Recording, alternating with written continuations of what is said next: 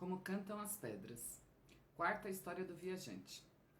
Era um guerreiro grande e sólido como uma montanha que regressava à sua casa depois de muitas e muitas batalhas. A terra tremia debaixo de seus passos, chegando tão cansado que parecia não ter forças para mais um gesto. Desfez-se das armas, despiu a couraça e deitou-se para dormir. A cabeça pesou como se afundasse primeiro, arrastando. Dormiu todo o dia, dormiu toda a noite, mas os dedos do sono continuavam entrelaçados em seus cabelos e não largavam a presa. E tendo dormido um ano inteiro, dormiu outro e muitos mais. Acordou com uma formiga caminhando no seu peito. O sono o havia deixado. Quis abrir os olhos, não conseguiu. Sentiu pálpebras seladas. Pensou que se lavasse o rosto, talvez, e tentou levantar-se. Porém, o corpo não lhe obedecia.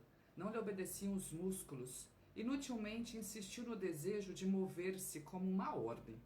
Nenhuma resposta lhe veio. Os ossos pareciam alheios. Se é que haviam ossos. Uma rigidez fria e compacta fundia carne e sangue. Imóvel, perguntou-se em que caixa, em que casca, em que pele estava trancado. Não podia saber que o tempo o havia transformado em pedra.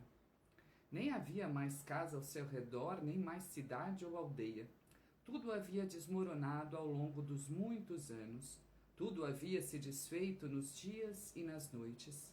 O guerreiro de pedra jazia no chão no mesmo lugar onde caíra, com o lento apodrecer das tiras de couro da sua cama.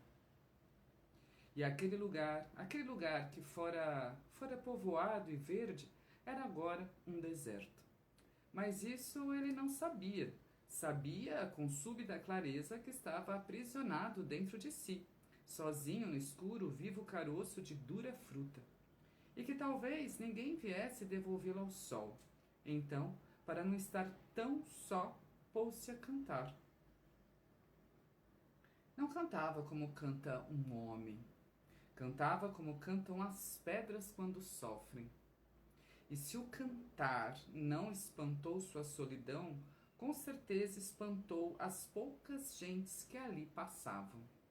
Em pouco tempo, todos souberam que naquele ponto do deserto haviam pedras cantantes, e assustados passaram a evitá-lo. Assim, se antes um ou outro pastor se atardava por aquelas paragens cuidando de suas cabras, se alguma caravana acampava para passar a noite, a partir do canto do guerreiro, nenhum passo mais afundou na areia marcada, apenas pelas leves pastas dos escaravelhos e pelo deslizar de escamas de serpentes. Impossível para o guerreiro, que não via o amanhecer, calcular a passagem do tempo. Talvez muito houvesse passado, talvez pouco, quando o viajante vindo de terras distantes pousou seu alforje no chão e sentou-se. Comeu do que tinha trazido e descansou, enrolado no cantar como em uma manta. Depois meteu a mão no peito por dentro da roupa, tirou uma flauta. Estava morna como a pele, levou à boca.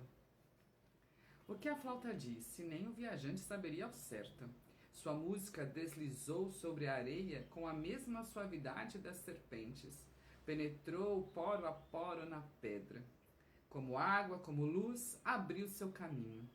E num estalar de juntas que se soltam, de amarras que se desfazem, o guerreiro moveu-se.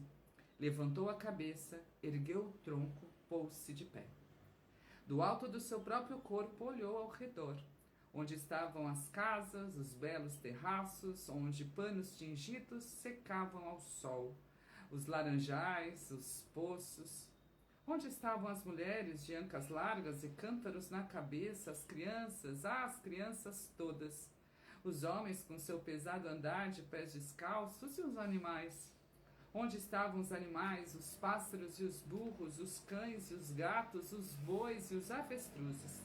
Tirava a cabeça e só via areia e pedras, pedras e morros de pedras ao longe. Onde estavam todos os seus? O guerreiro que havia vencido tantas batalhas gritou, amaldiçoou o tempo, agitou os braços, chamou e depois, dobrado sobre os joelhos, chorou. E o tempo teve pena. Girou rápido como o vento ao seu redor, como o vento acariciou-lhe os cabelos. E o rosto, como o vento, gastou as arestas das suas roupas e do seu corpo. Lambeu, soprou, desfazendo em areia aquilo que havia sido pedra, levando à areia os grãos, todos que haviam sido aquele guerreiro, para juntá-los aos infinitos grãos do seu passado. Só não lhe devolveu o canto. Entregou uma parte à boca do vento, pôs outro tanto na língua do fogo, e a parte mais delicada e sofrida deixou com as pedras, para que a ouvissem aqueles que sabem ouvir.